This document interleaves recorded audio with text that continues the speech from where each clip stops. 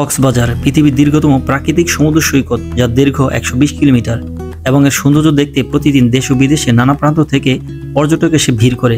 আজকে আমরা যাচ্ছি সেই কক্সবাজার। গত পর্বে দেখেছেন আমরা আলীকদমের মেঘচূড়া হিলবি রিট্রিট ঘুরেছি এবং আলীকদম থেকে কক্সবাজার যেতে কেমন সময় লাগে, কত টাকা খরচ হয় এবং যাত্রাটা কতটুকু সহজ, এই বিষয়টা তুলে ধরবো আজ।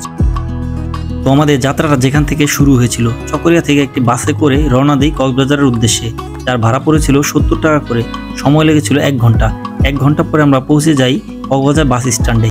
কক্সবাজারের আশেপাশে খাবারের দাম বেশি হওয়ার কারণে খাওয়ার ঝামেলাটা সেরে নিই কক্সবাজার বাস স্ট্যান্ডে। আপনারাও এখান থেকে খেয়ে নিতে পারেন, আশা করি অনেকটা সাশ্রয় হবে। খাওয়া দাওয়া শেষ করে বাস স্ট্যান্ড থেকে অটোতে করে চলে গেলাম ডলফিন চত্বরে, যার ভাড়া পড়েছিল 10 টাকা করে। কিন্তু ডলফিন চত্বরে সে পুরো হতভম্ব হয়ে গেলাম ডলফিনের ভাস্কর্য দেখে। এই ডলফিনের ভাস্কর্যের কারণে এই চত্বরের নামকরণ করা হয় ডলফিন চত্বর। কিন্তু এটা তো ডলফিনের ভাস্কর্য না, এটা হাঙ্গরের ভাস্কর্য। অতএব এটা হাঙ্গর চত্বর হওয়া উচিত ছিল। কর্তৃপক্ষ আমাদেরকে এভাবে বিভ্রান্ত না করলেও পারত। যাই হোক, এটা মূলত একটা ফান ছিল। ডলফিন চত্বরে নামার পরে আপনার পছন্দ অনুযায়ী যে কোনো বিচে চলে যেতে পারেন ঘুরতে, তবে আমরা সিলেক্ট করেছিলাম সুগন্ধা বিচকে।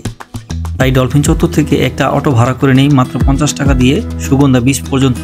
তবে এখানকার অটোওয়ালারা বেশিরভাগই স্ক্যামার, এই বিষয়টা আপনারা সবসময় মাথায় রাখবেন এবং অটো ভাড়া করার আগে ভালো করে দরদাম করে নেবেন এবং যদি পারেন একটু ভিডিও করে নেবেন, যেন ভিডিওটা সে দেখতে না পায়, বুঝতে না পারে। এবং আমাদের সাথেও এই অটোওয়ালা এমনটাই করেছিল। সুগন্ধা বিচের কথা বলে উঠেছিলাম এবং সুগন্ধা বিচে না যেয়ে সুগন্ধা চত্বরে নামিয়ে দিয়ে বলতেছে যে এখানে আপনারা বলেছেন। যদি সুগন্ধা বিচে যেতে হয় তাহলে এখান থেকে আরও 100 টাকা লাগবে এবং এইখান থেকে সুগন্ধা বিচের দূরত্ব ছিল মাত্র 4 মিনিট। এই 4 মিনিটে সে 100 টাকা দাবি করে।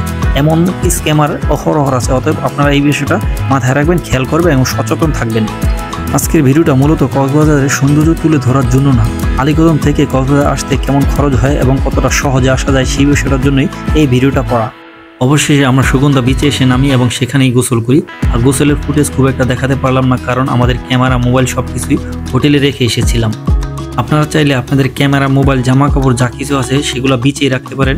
বিচে অনেকগুলা লকার আছে, সেই লকারগুলো ব্যবহার করতে পারেন এবং এই লকারের ভাড়াও খুব বেশি না। আপনাদের প্রয়োজনীয় জিনিসপত্র এবং দামি জিনিসপত্রগুলো সব কিছু সুরক্ষিত থাকবে।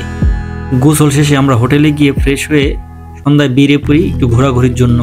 এখানে কিছু শুটকি কেনাকাটা করি এবং নিজেরাও কিছু খাওয়া দাওয়া করে একটু রেস্ট নিয়ে বাড়ির উদ্দেশ্যে বাসে ওঠার রওনা দিই। এটা হচ্ছে আমাদের গাড়ি, এশিয়া এয়ারফোন। এটা দিয়ে আমরা নিজে ফিরে যাব এবং এটা হচ্ছে বিজনেস ক্লাস। তো আজ এই পর্যন্তই, সবাই ভালো থাকবেন। আল্লাহ হাফেজ। পরবর্তীতে দেখা হবে অন্য কোনো ব্লগে।